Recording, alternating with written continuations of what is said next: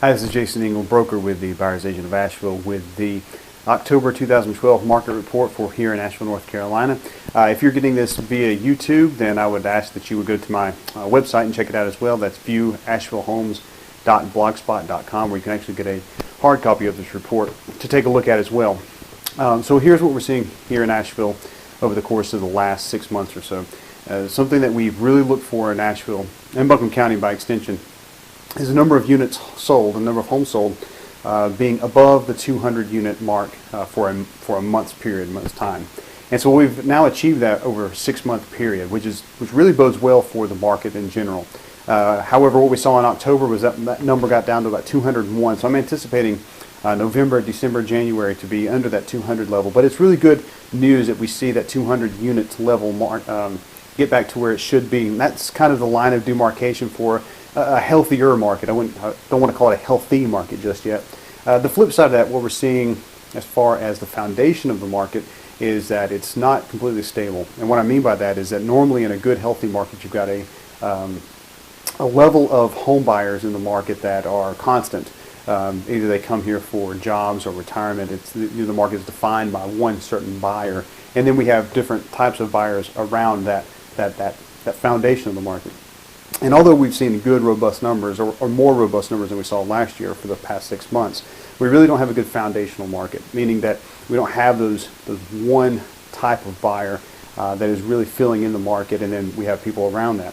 What we're really getting is kind of pot shots all over the place. So it's really having an effect in the sense that as we move into the winter months, there's nothing there to really sustain the market. And so I don't think that the 200 level is really going to sustain through the winter months.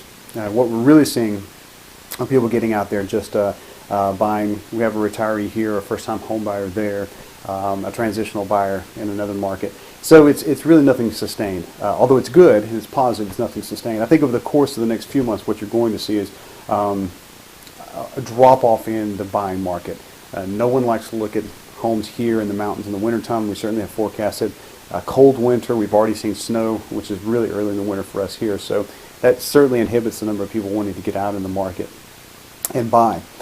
So we're probably going to see a drop-off in that number. I would say, however, if you are a buyer, the level of inventory is up higher than what would normally be this time of year, simply because a lot of people haven't been able to move their houses. So I would say if you're a buyer and you're thinking about getting into the market, or you're thinking about whether you should stay in the market over the winter, I would say absolutely, beyond the shadow of a doubt, stay in there.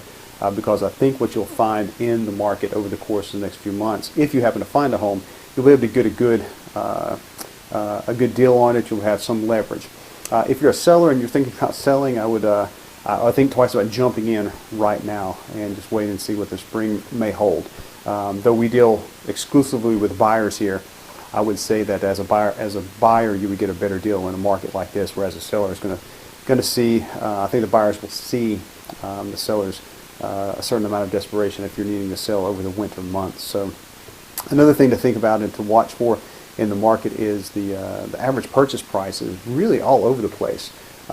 We've had months where it was higher than 2011 and then lower than 2011, and not just by a few $1,000s, but significantly lower by jumps of $20,000 to $30,000 on either side of 2011.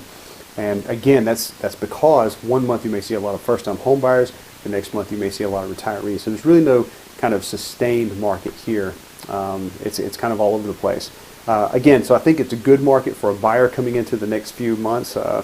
Certainly in November, December, January, a good market if you're a buyer. Not so good if you're a seller, although I know sometimes you have to sell despite the circumstances. Short sales and foreclosures, we're certainly seeing them, and short sales now are a lot easier to deal with than they were certainly a year ago for the most part. If the listing agent has done a proper job of getting the house ready for the market with the bank, then you can certainly see a good opportunity there with that as well. This is certainly just an overview of the market. Again, I would ask you to take a look at the numbers, the hard numbers on my blog site, viewashevillehomes.blogspot.com. And of course, if you have any specific questions, you can always reach me. My email is there, my phone number is there.